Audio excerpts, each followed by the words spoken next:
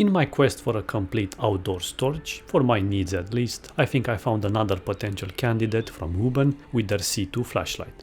My checklist is quite simple: a non-custom 21700 cell, power bank feature, and an easy interface. It may sound straightforward, but it's quite hard to have these in a reliable and finished product. Some examples that got really close were the previously reviewed Quirkiest TS22, which did all of that, plus it had a magnetic tail cap and the latest gen LED with plenty of power and good light pattern and runtimes. But it died on me after a few months. So I'm back to square one. Then the Quirkiest TD04 checks a lot, even a tail cap switch, but it lacks the power bank feature. Going even more back in time, the Wuben L1 is also a complete package in my eyes, but I use that one mostly as my work light due to its unique swivel head and dual light output.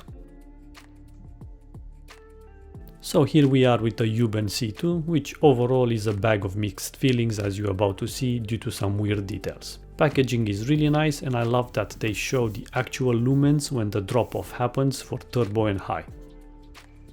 It's a nice puzzle experience when unboxing everything, and you get the usual, as in a hand strap, spare O-rings, and a charging cable. In this case a Type C to Type A, which you'll see later why. It uses the same power cell found in the Wuben L1, so that's a nice peace of mind, as in a redundancy point of view. The design is quite tactical with plenty of knurling. The middle place pocket clip is strong, but it's not a deep carry profiled. As you can see, my sample looks to have the wrong clip on, looking at the official website pictures. Underneath this rubber cap we have the charging ports. Weirdly enough, the Type C is to charge the flashlight, while the Type A port is to activate the power bank feature. I tried it also on my smartphone, which had the GPS on, and it still managed to overcome the power drain. Don't expect proper fast charging, but it will save you in a pickle. Now this is something that I never encountered before. Basically, it will not charge if you use a fast charger, as in the one from your smartphone. So this one on the right is connected to the said fast charger, and it works perfectly, as you can see, while the C2 is connected to the computer. Now if I try the C2 on the fast charger, nothing happens. To further prove this, here is a third torch, the Quirkiest TD04, which works on the fast charger.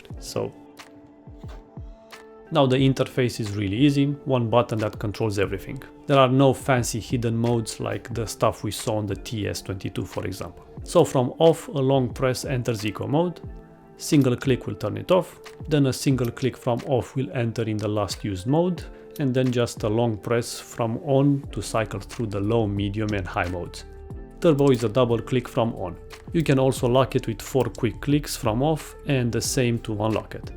The button has a convenient battery display, and you can even turn this off with 3 clicks from on. Strobe and SOS are a double click from off or a double click from turbo.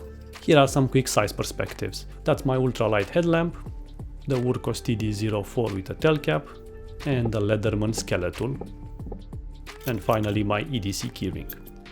Now this is why I bought this, to specifically replace the Quirkiest TS22 in my compact survival pouch. If interested, you can see the video here. I already installed the charging cable to match the C2, and everything closes perfectly, as you can see.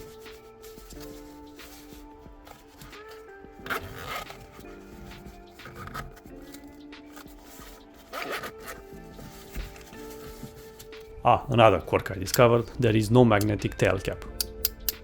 Furthermore, apparently it claims to support 18650 cells as well, but you need to improvise some sort of a spacer.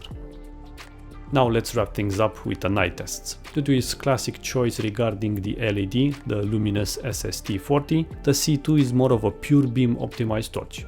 I had to record with my ultra wide angle lens to properly convey this. So here is the low 130 lumens, medium at 400, high at 1200, and turbo at 2000.